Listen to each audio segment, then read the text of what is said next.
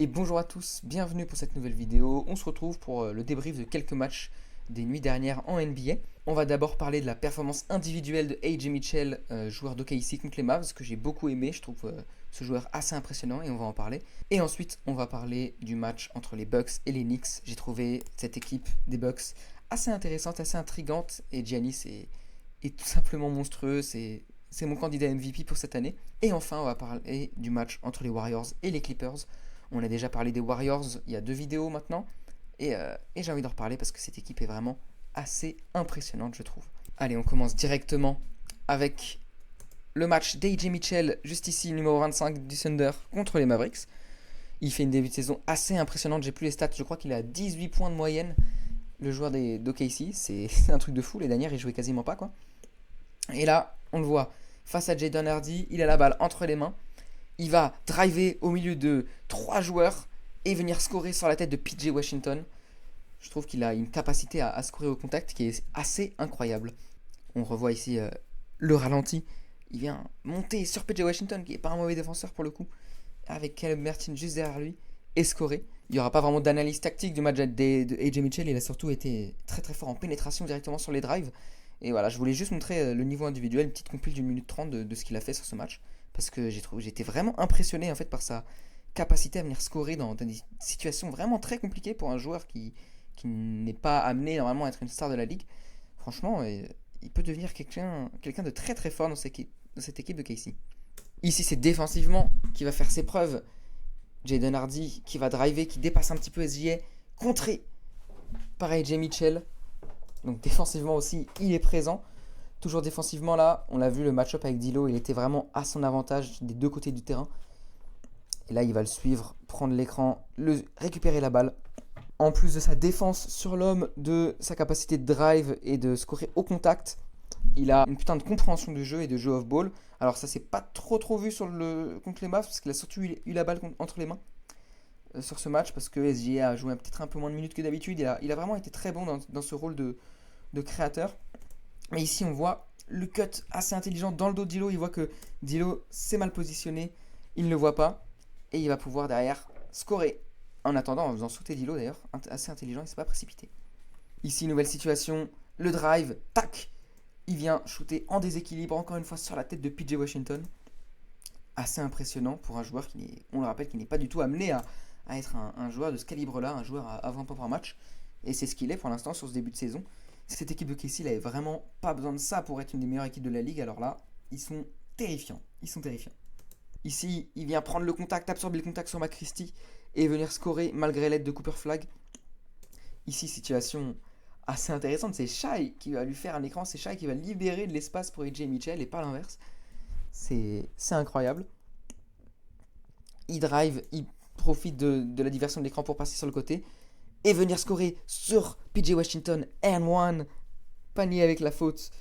Ici, avant-dernière situation qu'on va voir, il est sur D'Angelo Russell, complètement en isolation, fin du troisième quart-temps, et voilà, il a des responsabilités. Marc Digno lui donne la balle, lui donne la possibilité de s'épanouir en tant que ball handler dans cette équipe, et ça fait plaisir, tout simplement, de voir un coach qui fait plaisir à des jeunes sophomores. Et là, il va venir dépasser complètement de vitesse D'Angelo Russell, qui ne peut pas le défendre. Ici, servi, il fait sauter PJ Washington et le petit flotteur. Voilà, c'était tout pour le match de AJ Mitchell, que j'ai trouvé vraiment ultra intéressant. On l'a vu, capable de venir scorer en isolation sur des joueurs, pénétrer, driver, venir scorer au contact sur des défenseurs qui sont pas mauvais pourtant, comme PJ Washington. Bonne capacité d'énergie en défense avec des comptes, des récupérations de balles, et un bon jeu off-ball qui permet de s'obtenir des tirs ouverts. Et au-delà du simple match contre les Mavericks, ça c'est les matchs d'AJ Mitchell depuis le début de la saison. On voit 18, 17, 14, 26 et 16 points. Alors il apporte pas forcément beaucoup en termes de rebonds, parce qu'il y a quand même 7 rebonds contre Dallas, 7 rebonds contre Atlanta. C'est vraiment, on le voit quasiment que un pur scoreur. Mais c'est un pur scoreur qui est vachement efficace quand même. Et ça c'est vraiment cool. On va maintenant passer au main event de cette vidéo, le match entre les Bucks et les Knicks. C'était un match vraiment super intéressant entre deux gros cadors à l'Est. J'ai trouvé le match vraiment bien. C'était un super match à regarder en direct en plus. J'étais hype devant ma télé. Et on va voir les différents points tactiques qui ont marqué ce match. La première mi-temps a été pour le coup vraiment dominée par les Knicks, alors que la deuxième mi-temps a été dominée par les Bucks. C'était un match en deux temps. On voit ici donc les stats du match. On va commencer notre point d'analyse comme ça. Première chose qui saute aux yeux, c'est le match de Karl Anthony Towns. Mon Dieu, quelle horrible bouse il nous a pondu. 16% au tir, aucun tir à 3 points rentré. Alors 12 rebonds, c'est pas mal. Une passe, 3 pertes de balles, c'est terrible. Et seulement 8 points à la fin du match pour le mec qui est censé être ta deuxième option offensive au moins, voire ta première dans certains soirs. C'est pas glorieux tout ça. Josh Hart fait pas non plus un match super, il s'est pas vraiment fait remarquer honnêtement. Là où d'habitude, même s'il a pas des super stats, il apporte vraiment beaucoup d'énergie. Là j'ai trouvé qu'il était un petit peu en deçà dans ce match. Et de manière générale, cette équipe des Knicks, j'ai trouvé qu'ils ont manqué un peu d'énergie. Et surtout, ils ont manqué surtout de précision. Quand on regarde les pourcentages de tir, c'est catastrophique. On l'a vu, Karl Anthony Towns et Josh Hart, 16%, 20%. Mais aussi OG Anunoby, 3 sur 11, 27,3%. Ils finissent le match à seulement 42,4% en efficacité générale, 32,5% à 3 points. C'est vraiment pas très bon. Jalen Brunson, par contre, fait un match super. Alors 20% à 3 points, c'est pas énorme, mais 36 points, 3 passes décisives, 4 rebonds. C'est un très bon match avec une efficacité générale assez bonne. Il s'est obtenu aussi beaucoup de lancers. Mais c'est pas non plus une performance énorme. Mais voilà, il fait une bonne perf.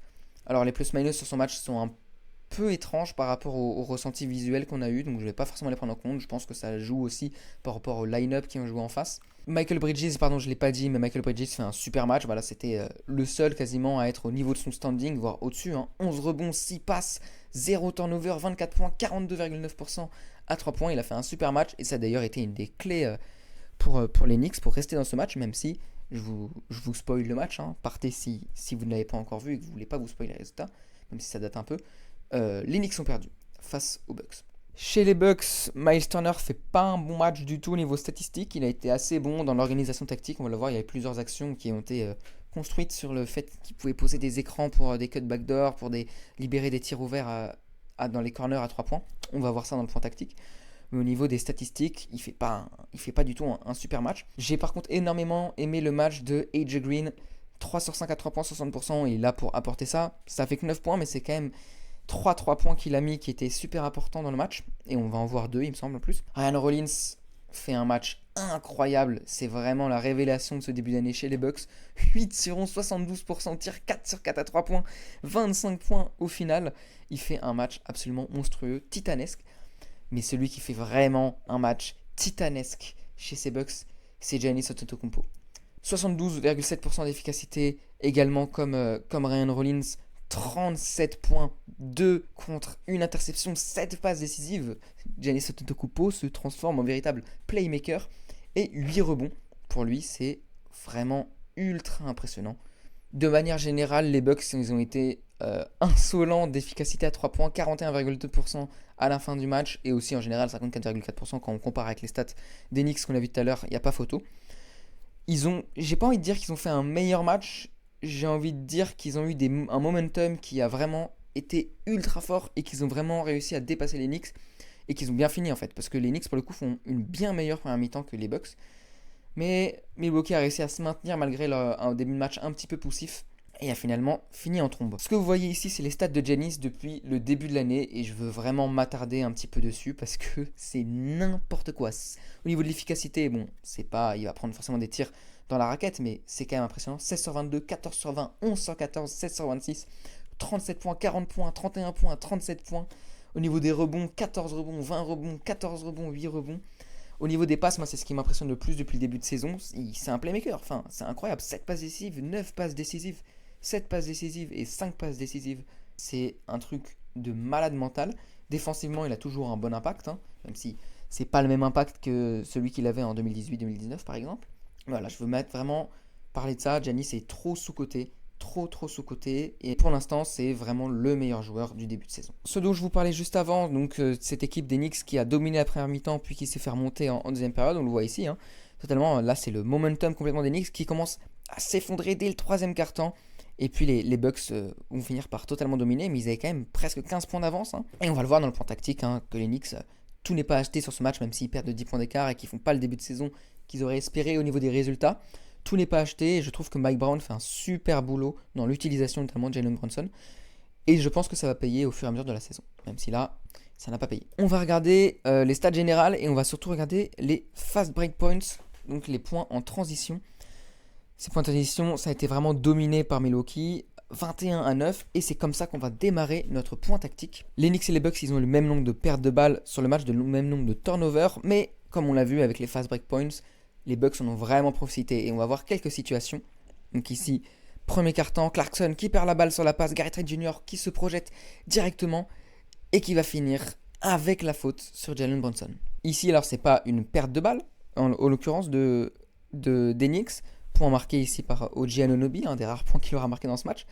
Mais les Bucks vont se projeter très très vite. Ici, on voit toutes les attitudes vers l'avant directement. Je sais pas qui c'est ici, j'arrive pas à distinguer, mais ici c'est Taurean Prince, ici c'est Kyle Kuzma, Bobby Portis qui fait la passe directement à Kyle Kuzma, qui se projette très vite vers l'avant.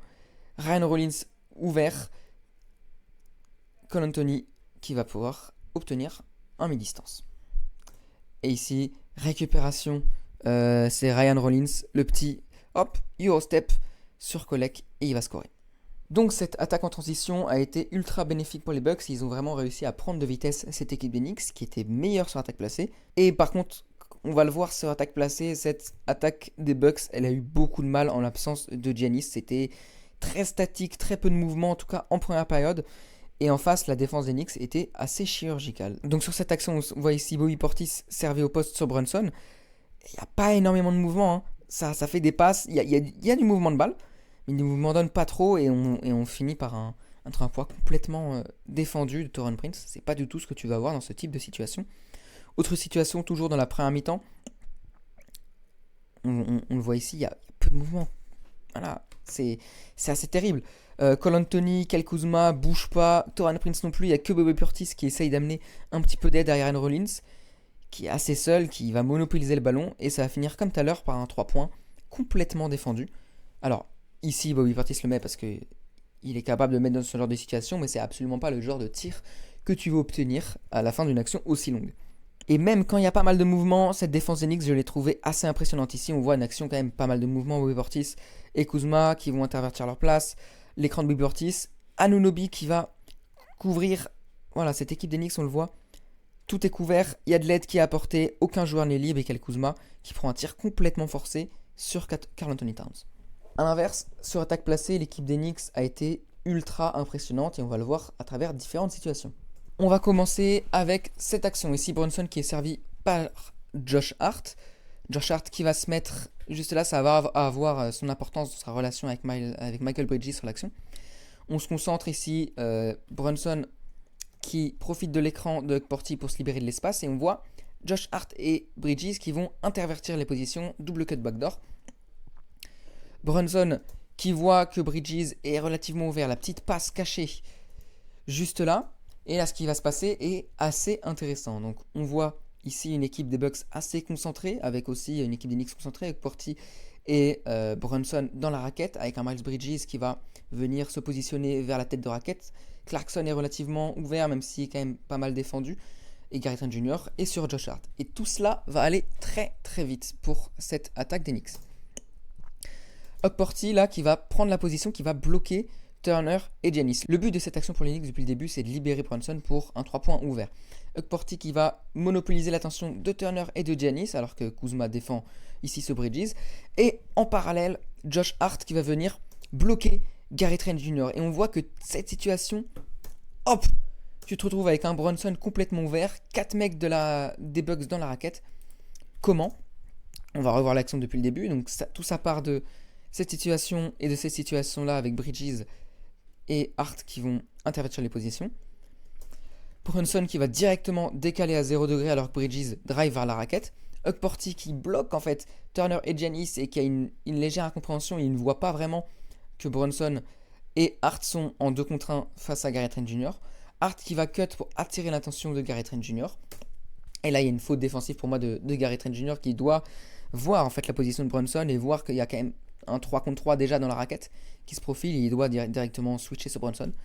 Ça ne se fait pas, Brunson, 3 points ouverts. Bon, il le manque, mais si Mike Brown arrive à dessiner des schémas comme ça sur tous les matchs pour ouvrir des tirs à 3 points dans le corner pour Jalen Brunson, cette équipe des Knicks, elle peut faire très très très très mal parce que Brunson, il n'a absolument pas besoin en fait de se libérer des tirs aussi ouverts. Alors, s'il arrive à faire ça, c'est incroyable. Et je trouve ça toujours intéressant d'utiliser un joueur comme Brunson qui est qu'on appelle souvent à tort héliocentrique. Moi, j'aime pas trop cette expression. Mais voilà, il monopolise quand même beaucoup le ballon. C'est un mec qui va créer beaucoup, un peu à l'image d'un Luka Doncic ou d'un James Harden, toute proportion gardée bien sûr. Et je trouve ça toujours intéressant d'utiliser ces joueurs en off-ball parce qu'on s'y attend pas du tout. Et c'est toujours intéressant pour un joueur d'avoir un jeu off-ball. Curry en est le meilleur exemple. Curry, il pourrait très bien se contenter de jouer des isolations et des pick and roll avec Draymond Green, mais son jeu se concentre beaucoup aussi sur le off-ball, et on va le voir juste après sur le match Warriors-Clippers, parce que ça lui permet d'avoir des tirs beaucoup plus faciles, et donc en vrai de s'économiser sur le match, parce que c'est beaucoup plus difficile de prendre des pull-ups que des catch and shoot, ça c'est clair. Nouvelle situation, ici il n'y a pas de Jalen Brunson, donc on va pas se concentrer sur ça, mais on va se concentrer un petit peu plus sur l'impact de Michael Bridges. Alors on a déjà vu l'impact de Michael Bridges sur l'action précédente, c'est lui qui fait globalement tout. Sur l'action précédente, c'est lui qui va faire le cut backdoor, être servi, puis servir Jalen Brunson, on va pas revenir sur l'action. Et ici il va faire preuve d'une très bonne lecture de jeu. Alors Tyler Kolek, je crois, je sais plus son prénom, mais c'est Kolek, qui va le servir, et puis faire un petit écran pour libérer la position. Et là, sur cette situation, Bobby Portis, soit il doit venir aller sur Bridges, soit c'est à Kuzma de venir switcher. Je pense que le mieux c'est de switcher parce que Kuzma et Bobby Portis peuvent défendre sur Michael Bridges, ils sont suffisamment grands. Et ce qui se passe, c'est qu'il y a une incompréhension entre les deux joueurs, ils vont tous les deux rester sur Kolek et ça va complètement libérer Bridges. Taurean Prince, il va compenser et Bridges, ultra intelligent, il voit directement que Taurean Prince il défendait sur OG Anunoby et lui faire la passe. Encore un 3 points dans le corner ouvert. Et cette fois-ci, ça entre. Et on a vu donc deux situations, une un peu plus sophistiquée, une un petit peu plus simple, où les Knicks arrivent à se procurer des 3 points dans le corner ouvert, des 3 points à 0 degré ouvert. Et c'est le meilleur tir, le tir à 0 degré, c'est le meilleur tir que tu peux obtenir au basket. Et alors en plus, si tu obtiens des tirs dans le corner complètement ouverts, sans personne pour venir contester, même ne serait-ce qu'un minimum, alors les équipes adverses ont beaucoup de soucis à se faire. Et là, en l'occurrence, c'est Kuzma et Bobby Portis qui ont ultra mal défendu la situation. Nouvelle situation, toujours pas de Jalen Brunson sur le terrain, et j'ai trouvé encore une fois Kolek assez intéressant dans son match. De manière générale, ce qui m'a impressionné sur ce match des Knicks, c'est vraiment l'activité. Il y a toujours du mouvement, toujours des cuts, des écrans qui sont proposés, toujours du mouvement, des mecs qui partent de 0 degré, qui vont se positionner à 45 pour poser des passes. Voilà, il y a toujours des appels de balles, toujours du mouvement, et ça fait très mal à cette défense des Bucks qui s'est adaptée en deuxième mi-temps, mais en première mi-temps, ils n'ont pas réussi à trouver des solutions face à ça. Ici, l'action que je vais vous montrer, c'est vraiment un exemple de ce nombre de mouvements. Je vais faire beaucoup de pauses parce qu'il se passe des trucs littéralement dans tous les sens. Donc ici déjà, Kolek qui prend l'écran de Karl Anthony Towns et le cut de OG Anunoby. En parallèle de tout ça, donc Karl Anthony Towns qui roule un petit peu vers le panier doucement, et Shamet qui va proposer un petit end-off avec Kolek qui le prend. OG Anunoby, direct après son drive, il va à 0 degré parce que Michael Bridges a laissé la place en se mettant en 45 pour proposer son aide. Là, l'action, pour le coup, c'est très bien défendu par les Bucks. On le voit, il y a eu beaucoup de mouvements, un petit pick and roll, des drives, des cuts backdoor et tout. Et pour le coup, chaque joueur des Bucks est bien positionné sur son joueur. Il n'y a pas de mismatch, il n'y a rien. Donc, c'est très très bon pour Milwaukee. Mais le mouvement des Knicks va continuer sur cette action, c'est incroyable. C'est une leçon de basketball ce que nous fait Mike Brown depuis le début de l'année sur l'attaque placée. Je trouve ça assez impressionnant en fait. Ici, Karl Anthony Towns positionné en porteur de balle. Un double écran de Shamet et de Michael Bridges. Kolek qui va en profiter pour faire un appel contre appel. Tac, cuté dans la raquette. Ça ouvre des positions. On voit que la défense des Bucks est beaucoup moins bien organisée. Et là, ce qui est très important, pardon, je reviens en arrière. Ce qui est très important, c'est juste après cette action, Taurean Prince, qui est un petit peu obnubilé par le fait que Karl Anthony Towns va venir driver. Il est plus grand, plus gros, plus physique que Kyle Kuzma, donc il va falloir au bout d'un moment apporter de l'aide si Karl Anthony Towns drive.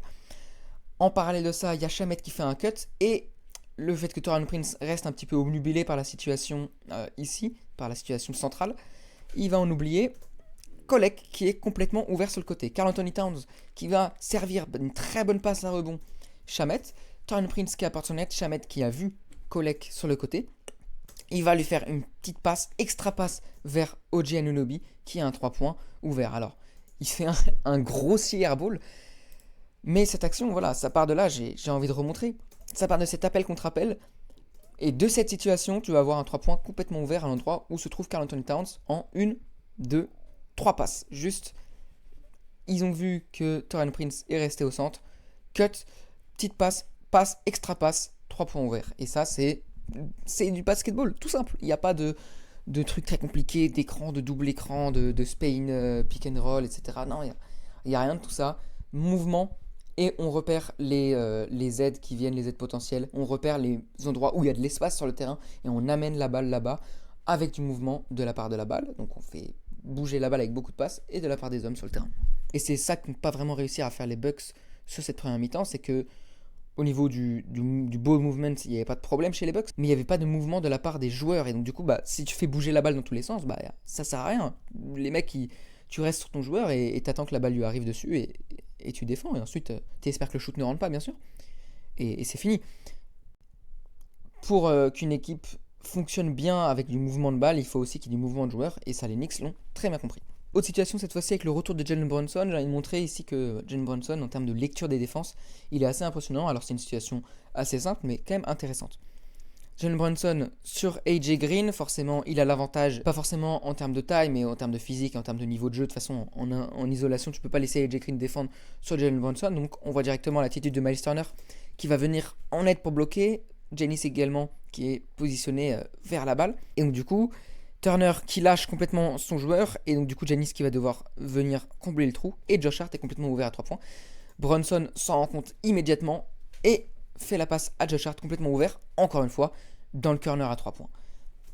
Et Josh Hart, il met son shoot. On a vu donc avec toutes ces situations qu'en première mi-temps, les Knicks ont eu une capacité à s'ouvrir des tirs à 3 points incroyable. Et que forcément, quand tu peux, juste par du mouvement de balle, du mouvement de joueurs, de la lecture des défenses, t'ouvrir des tirs aussi faciles, et ça aide pour être devant à la pause. Dernière situation, on va revenir encore une fois sur le fait que Jalen Brunson a pu, même pas par son activité on-ball, mais par son activité off-ball, et là, ici, il n'a même pas eu besoin de bouger sur l'action, il va pouvoir obtenir des 3 points ouverts, complètement des 3 points, sans aucun défenseur devant lui. Et c'est par des situations très simples. Ici, début de pick and roll, Brunson qui refuse, qui va faire directement la passe à OG Anunoby parce qu'il voit que Turner est venu très vite en aide et que ça va être une situation assez compliquée, très loin du cercle. Il fait la passe à OG Anunoby qui voit que Gary Trent Jr. est un petit peu venu en retard, serré sur lui, et donc il va directement driver. Trent Jr. est en retard, Giannis doit venir en aide. Anunoby passe pour Josh Hart, elle n'est pas précise, mais Taurean Prince en aide. Extra passe vers Brunson, 3 points ouverts. Comme on le dit depuis le début, le momentum il va complètement changer de côté en deuxième mi-temps. Ces Bucks vont vraiment réussir à trouver des solutions tactiques avec Giannis sur le terrain, positionné en playmaker, et ça va vraiment faire la différence. AJ Green, si je disais que ton match était ultra intéressant tout à l'heure, c'est pour ce genre de situation. Ici, AJ Green, il va faire une fente de pick and roll sur OG Anunoby. Donc, on pense qu'il y a un pick and roll qui s'installe pour venir switcher sur Michael Bridges, parce que OG Anunoby est le meilleur défenseur de cette équipe. Et voilà, un pick and roll avec le big qui tient la balle. Et un pick and roll, pardon, plutôt un pick and pop pour le coup, parce que AJ Green c'est un shooter. Donc on s'attend ici à ce que Miles Bridges, vu sa position, vienne fermer la position sur Giannis, vienne le doubler avec OG Anunoby, et qu'il y ait une rotation qui s'effectue pour que Kat vienne bloquer AJ Green, etc., etc. Donc une rotation défensive. Si c'est bien effectué, il n'y a pas de problème à venir doubler un joueur. On l'a vu dans les vidéos précédentes que ça devait être très bien effectué, mais les Knicks ont une défense assez impressionnante. Sauf que, en fait, c'est pas un pick and pop qui va faire AJ Green, c'est directement un pop. Et donc, du coup, OG Anunoby qui était venu pour passer en dessous de l'écran, parce que Giannis n'a pas de shoot à 3 points, pour venir bloquer la position et empêcher Giannis de passer par un drive trop facilement.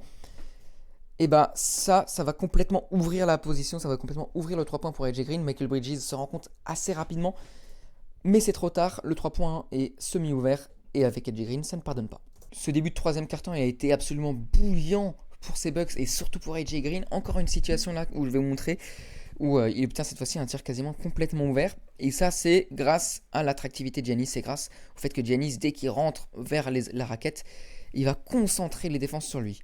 Ici, donc Ryan Rollins et Gary Trent Jr. qui échangent les positions. Le petit end-off de Giannis avec le pick and roll. Et ici, vous voyez que Karl Anthony Towns, je reviens un petit peu en arrière. Karl Anthony Towns, au début, il est quand même positionné sur Miles Turner. Miles Turner et AJ Green qui vont subtilement intervertir les positions. Donc, Karl Anthony Towns ne défend plus sur le pivot qui shoot très mal depuis le début de saison, mais sur le mec complètement en feu à 3 points. Il resserre sur Giannis parce que Giannis est une menace dans la raquette. Giannis le voit et c'est là où j'ai envie de parler de la qualité de vision, de playmaking de Giannis sur ce début de saison. Je trouve ça assez impressionnant. Il n'avait vraiment pas montré ça sur l'année dernière. Et c'est pour ça que j'ai envie qu'il soit MVP.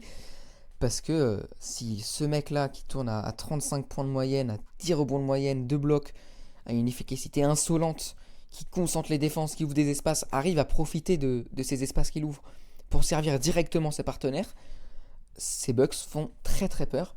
Et là, c'est ce qu'il fait, il sert AJ Green qui est ouvert à 3 points. Bang, bang, ça rentre. Pour le plaisir des yeux, je vous mets une petite double action de Giannis qui va venir ici. Paf! Non, bloquer le tir de Michael Bridges contre la planche. Et juste derrière, le putbacks, le gros dunk pour venir réduire l'écart à seulement 3 points. Et il me semble que ici il dit qu'il est chez lui, que c'est sa ville et qu'il va pas partir. Donc voilà, c'était juste pour le bonheur des yeux. On va revenir sur le point tactique directement. Nouvelle action pour montrer encore une fois la pesanteur de Giannis, comment il va réussir à faire concentrer la défense.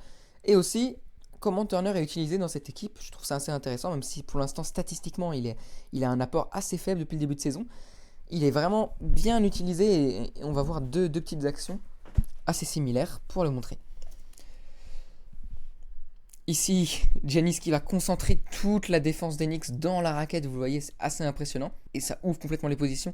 Et AJ Green ici relativement ouvert, même si on voit que Shamet repart directement. Il vient de mettre ses 2-3 points, ils sont très attentifs sur lui. Alors il reste, on ne le voit pas, mais il reste que 4 secondes dans l'action. Gary Trent Jr. est complètement ouvert. Et Ryan Rollins aussi, ou Cole Anthony, je sais pas, je connais plus le numéro, ils ont un peu la même coupe, je crois que c'est Rollins. Bref, ici est complètement ouvert. Pourquoi ? Au début de l'action, il est relativement bien défendu par Brunson qui tient sa position, mais on va voir, regardez, on va pas se concentrer sur le porteur de balle, on va se concentrer sur Turner. Turner là qui va se positionner juste derrière Brunson, qui va bloquer et qui fait le signe à Giannis. Ah, je fais l'écran à Brunson, il y a un 3 points dans le corner ouvert. Le 3 points ouvert dans le corner, c'était la clé du match pour la première mi-temps pour les Knicks, la clé de leur réussite. Et bah là, ça va être la clé de la réussite pour les Bucks, c'est le tir le plus rentable du basketball. Et c'est Ryan Rollins qui va directement enquiller le petit 3 points. Et là, c'est grâce à Giannis, la pesanteur sur la défense des Knicks qui est complètement concentrée et le très bon écran de Turner sur Brunson avec la communication qui va bien pour ouvrir la position à Ryan Rollins.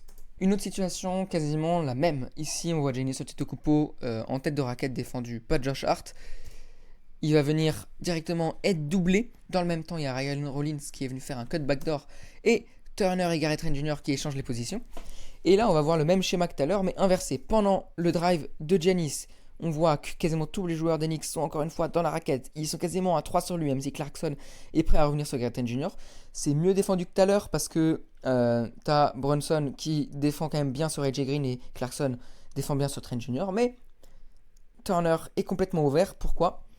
Parce que il y a un double team sur Giannis et que Ryan Rollins va faire l'écran sur Michael Bridges. Alors, son écran, il n'est pas parfaitement fait, il n'a pas la même masse corporelle que Turner. Et donc, du coup, Michael Bridges va pouvoir revenir sur Turner. En plus, le fait que l'action que je vous ai montré précédemment ait eu lieu avant, cette équipe Knicks commence à s'adapter et se dit ok, on va devoir défendre, on va devoir revenir sur le corner à 3 points ici parce que c'est clairement une zone ciblée et il y a des schémas tactiques assez spécifiques qu'on est en train de voir. Donc Turner défendu qui va pas faire le tir, mais il va être ultra intelligent.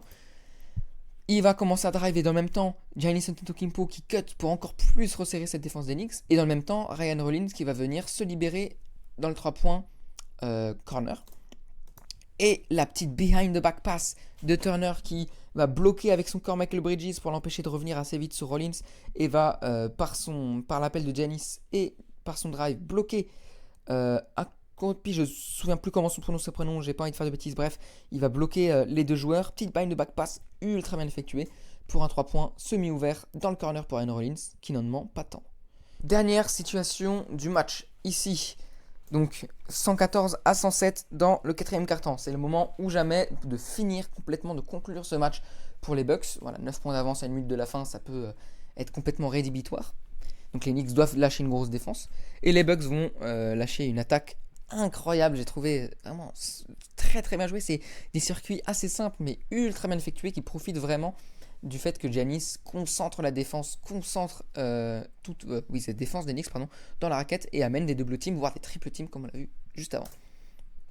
Ici, Giannis quasiment en isolation sur OG Anunoby, Shamet qui va revenir assez vite.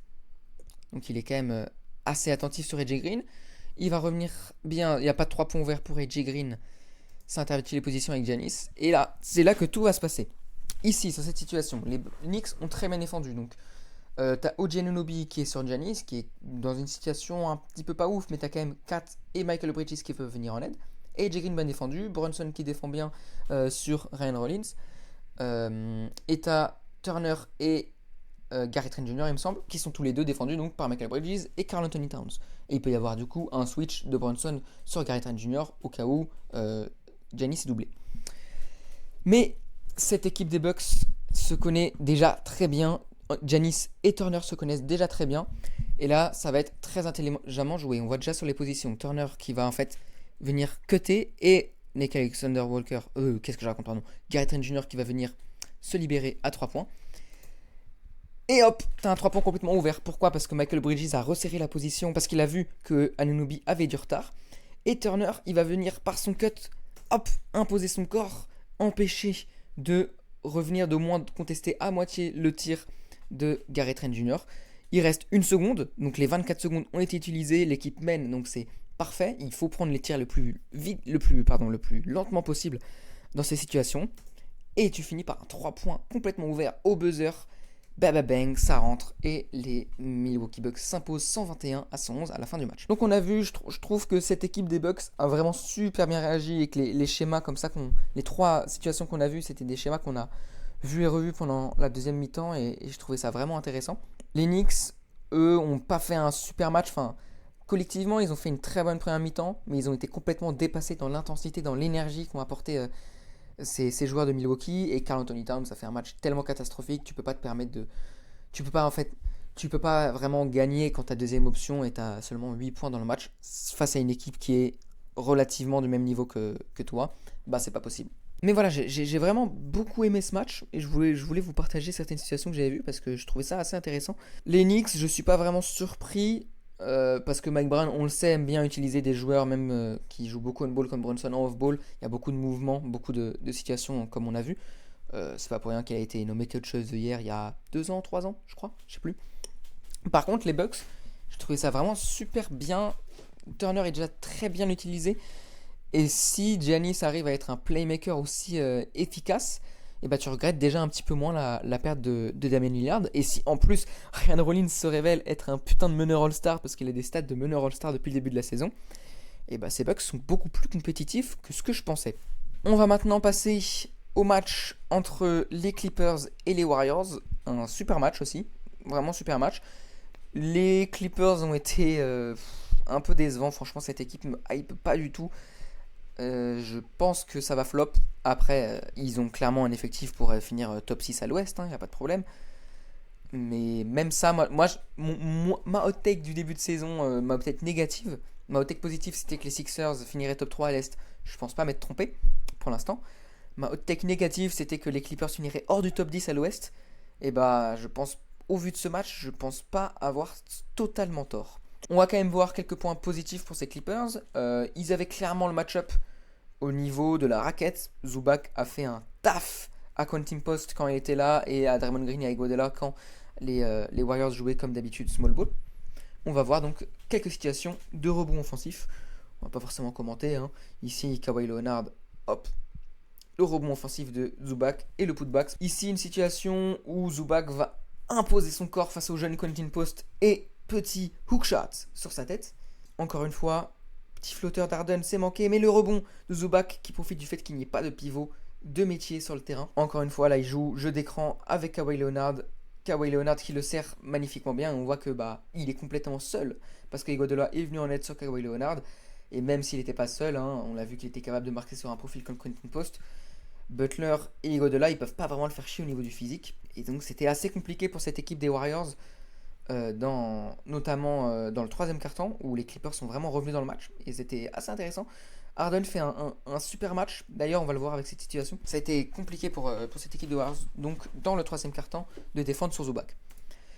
Ici, petite situation, parce qu'on va pas dire que du négatif sur cette équipe des Clippers. Cette situation donc de pick and roll entre Zubac et Harden, ce qu'on a beaucoup vu sur l'année dernière, notamment dans les playoffs. Et Harden, les yeux directement pour venir servir Derrick Jones Jr. dans cette situation, c'est très intelligent parce que même s'il est bien défendu, ça va ouvrir une passe magnifique pour Batum qui s'est positionné dans le dos de Stephen Curry pour un 3 points totalement ouvert. Voilà, c'est bon, maintenant qu'on a dit quelques trucs positifs sur cette équipe des Clippers, il est temps de les démolir. Pardon, non, on va surtout encenser le jeu des Warriors en vrai, mais défensivement, les Clippers, ça a été extrêmement compliqué. J'ai envie de dire, c'est une équipe de vieux, mais en face aussi, c'est une équipe de vieux, une équipe encore plus vieille. Et pour le coup, ils ont apporté beaucoup d'énergie, beaucoup de mouvement, donc c'est pas vraiment une excuse. Cette équipe des Clippers, elle a défendu comme s'il n'y avait pas de profondeur en fait dans le jeu de basketball. Comme si le jeu de basketball c'était uniquement un jeu de défense en 1 contre 1 pur et qu'il n'y avait rien à côté. Ici, on voit le cut backdoor directement de Butler et Draymond Green qui le voit. Passe verticale directement dans la profondeur et cette verticalité des Warriors, elle va poser énormément de problèmes aux Clippers tout au long du match. On va le voir avec de multiples exemples. Ici, relativement la même situation. Kuminga qui fait cette fois-ci un écran, je crois que c'est Chris Dunn. Enfin un écran non, mais il va se positionner dans un jeu de position. Il va vouloir sortir à 3 points. Chris Dunn qui est ralenti par ça. Et Harden qui a Alt F4. Cut de Curry directement bien servi qui va finir évidemment par un layup pas facile, mais c'est Stephen Curry. Cette verticalité, ces appels incessants, ces cuts backdoor, ils ont fait énormément de mal à cette équipe des Clippers. Ici, situation un petit peu de transition, on voit que tout le monde n'est pas revenu. Draymond Green qui va se positionner très intelligemment sur Derrick Jones Jr. pour venir créer directement un décalage avec ce hand-off pour Kuminga. Et Curry qui va venir driver juste ici, driver cuté, et Bogdanovic est lent, on dirait qu'il a mangé 3 McDo avant de jouer sur le match. Et cette équipe des Clippers, encore une fois, qui défend bien sur l'homme, mais qui, dans la position, dans l'espace, va défendre extrêmement mal. Ce qui a fait beaucoup de mal à cette équipe des Clippers, c'est pas juste les appels off-ball, c'est pas juste cette verticalité sur attaque placée, sur demi-terrain, c'est aussi l'attaque en transition des Warriors. On le voit ici, rebond défensif pris par Draymond Green, et directement les attitudes sont vers l'avant de la part des Warriors. Et par contre, les Clippers sont complètement ramassés. Zubac est à l'arrêt, Bogdanovic est à l'arrêt. Et Curry va faire une magnifique passe, tac, un rebond dans la profondeur pour Draymond Green qui a un layup totalement ouvert. Parce que Zubac est à l'arrêt, parce que cette équipe des Clippers n'arrive pas à gérer la profondeur. Et c'est ultra inquiétant, surtout que quand on sait que en playoff, là où ils veulent aller, là où ils veulent remporter un titre, ils ont pour objectif de remporter un titre très vite, cette équipe des Clippers. Et en playoff, c'est typiquement ce genre d'action que tu dois défendre. Le demi-terrain importe beaucoup forcément en playoff, mais ce qui est important, c'est de ne pas te laisser prendre dans un run trop important, de ne pas te laisser prendre par l'intensité adverse. Et les Clippers ne mettent aucune intensité défensive. Et même offensivement, il n'y a pas vraiment de système, il n'y a pas vraiment d'intention. C'est surtout Harden et Kawhi qui dominent par leur talent individuel plus que de vrais schémas. Et d'ailleurs, ça a coûté complètement le match à ces Clippers parce que quand Harden n'était pas là, faudra que on verra plus tard les plus-minus. Je ne sais pas si ça corrobore ce que j'ai vu sur le match, mais mon ressenti, c'est que quand Harden n'était pas là, et cette équipe des Clippers s'effondrait complètement. Encore une situation, rebond défensif de Curry. Cette équipe des Warriors, vous voyez, les 5 joueurs des Warriors directement vers l'avant. Ça va très vite, ils ont bien vu que c'était un problème. Et là, regardez les 4 mêmes joueurs des Clippers sur la ligne à 3 points, c'est dramatique. Je remets la situation du coup pour qu'on voit bien. Ici, tu as Chris Paul, Zubac, Harden qui sont tous concentrés sur Curry. On voit que Chris Paul appelle quand même. Dit à Harden, il y a Will Richards qui cut dans la raquette, mais c'est pas suffisant. Curry, la passe est magnifique, faut quand même le souligner. La passe est sublime à rebond pour Will Richards, parfaitement dans le tempo, dans le bon timing et au bon endroit. Encore une situation pour ces Warriors, un petit peu encore une fois en transition. Le rebond défensif est pris. Et Curry qui va encore une fois, par sa qualité de passe, on n'en parle pas du tout assez, du playmaking de Curry, c'est incroyable, servir Kuminga qui va venir cutter ici dans la raquette. Et encore une fois, cette équipe des Clippers, elle est à l'arrêt. Regardez les attitudes. Batum, il est à l'arrêt. Zubac, il est à l'arrêt. Derrick Jones Jr., il est à l'arrêt. Harden, il est complètement à l'arrêt. Il regarde ni le ballon, ni le joueur qui défend. Et Kawhi, il est à l'arrêt. Et ça va permettre à Kuminga de venir avoir un layup. Remet l'action quand même. Pof, en une passe directement. Cette gestion de la verticalité de la part des Clippers, elle a été absolument dramatique. Nouvelle situation ici, rebond offensif de Draymond Green qui fait la passe à Jimmy Butler. Jimmy Butler qui va directement faire la passe à Buddy Hield, complètement ouvert à 3 points. Pourquoi? On va juste revenir sur cette situation. Parce que John Collins défend sur Butler, Kawhi. Cette équipe des Warriors, elle s'est aussi illustrée par sa capacité à nourrir son attaque de transition par des récupérations de balles en provoquant les turnovers adverses, pas juste donc sur des attaques rapides après des rebonds ou sur des remises en jeu. On va voir quelques exemples. Ici, hop, Draymond Green qui va récupérer la balle et directement la passe magnifique. Cette équipe de Warriors, elle fait vraiment kiffer depuis le début de saison. Cette action, c'est élémentaire. Regardez, récupération de Draymond Green, Podziemski qui comprend directement. Il voit l'espace entre Chris Dunn et Chris Paul. Il va cutter, tac, dans cet espace-là pour venir chercher. Et Chris Dunn est en retard. Chris Paul ne peut pas faire grand-chose sur l'action. Et ça donne un lay-up ouvert, des situations beaucoup trop simples pour les attaquants de Golden State. Ici, récupération de Kuminga. Belle petite passe à la Vista pour venir servir Curry. Et Curry qui va servir en 2 contre 1 Buddy Hield, il me semble, pour finir l'action. Ici, encore une fois, récupération de Curry. Alors Ford qui le sert, attaque très rapide, Curry qui va prendre de vitesse Paul George et Derrick Jones Jr. et cette équipe des Clippers qui est complètement à la ramasse, bien trop lente pour rattraper la situation. Donc on l'a vu à travers tous ces exemples, la gestion de la verticalité par cette équipe des Clippers est absolument dramatique et il faut qu'ils gèrent ça bien mieux, même si voilà, cette équipe elle n'est pas très rapide. Harden c'est un attaquant d'attaque de mi-terrain et ça n'a jamais été un défenseur très rapide, très vif. Zubac, c'est pas le meilleur pivot en défense, mais tu dois gérer ça mieux. Et côté des Warriors, parce qu'on va pas juste dire des trucs négatifs sur cette équipe des Clippers, c'est aussi grâce aux Warriors qui ont analysé les points faibles des Clippers et qui ont joué avec beaucoup d'envie, beaucoup de mouvements off-ball, des attaques très rapides. Et pour une équipe aussi vieille, ça fait plaisir. Ces Warriors, ils font vraiment ultra plaisir à avoir joué. Moi, je les avais à peine en playoff, je crois que j'avais 6ème ou 7ème dans mes pronostics d'avant-saison. Et bah là, franchement, s'ils continuent à jouer comme ça, on sait qu'ils font souvent des très bons débuts de saison, les Warriors, mais s'ils arrivent à maintenir ce niveau de rigueur, d'efficacité, d'intensité et de compréhension du jeu, eh bien, je pense qu'ils peuvent aller très très loin. Dernier exemple, pardon, j'avais oublié de gestion de la verticalité absolument catastrophique ici. Curry, directement en attaque rapide, Zubac défend le vide. Zubac défend le vide. C'est-à-dire qu'il sait bien qu'il est plus long que Curry, il ne bloque pas sa position, il est à côté de lui et il va laisser Curry quasiment totalement ouvert sans même le contester sur le lay-up. On l'avait déjà vu dans le match contre les Lakers et dans le match contre les Nuggets, ça fait quand même 3 matchs en 3 vidéos qu'on analyse des Warriors, ça montre qu'ils sont ultra intéressants et que ça vaut le coup d'en parler. Mais donc du coup on l'avait déjà vu dans les 2 autres matchs qu'on avait analysés, cette équipe de Warriors, au-delà du fait qu'elle gère ultra bien sa verticalité, chose qu'on n'avait pas vraiment vu sur les 2 premiers matchs, mais qu'on l'a vu du coup contre les Clippers. Donc au-delà de ça, cette équipe des Warriors gère super bien les attaques placées et le jeu d'écran. Ici, ils vont profiter du fait qu'ils ont à la fois Draymond Green et Quentin Post pour ouvrir une situation à Curry. Donc ici, Quentin Post qui fait un écran sur Derrick Jones Jr. qui roule vers le panier. Ici, on voit Draymond Green qui vient directement se positionner pour faire un autre écran. L'objectif, c'est de switch sur Zubac parce que Zubac, on l'a vu, il est lent, il est un petit peu balourd en défense et Curry, c'est du pain béni pour lui.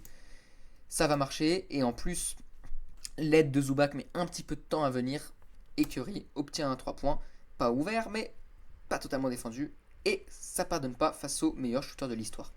Encore une situation, j'ai beaucoup aimé l'utilisation de Quentin Post sur ce match. Plus il était titularisé, mais il a joué pas mal de minutes par rapport à d'habitude parce que en face il y avait la menace de Zubac et de Brook Lopez qui était difficile à ignorer et qui a d'ailleurs fait un petit peu de mal à ses Warriors dans ce 3e quart-temps. Ici on voit que les Warriors ils finissent avec 20 points d'écart le match, mais les Clippers mènent dans le 3e quart-temps. Et au-delà d'un simple comblage de trous défensifs, cette présence de Quentin Post, elle va apporter une line-up avec Curry, Draymond Green et Quentin Post, on l'a vu juste avant, qui va permettre de libérer des tirs complètement ouverts pour Curry, parce qu'il y a un jeu d'écran, il y a quand même 2 bonhommes assez balourds sur le terrain qui peuvent te mettre des écrans très intelligents.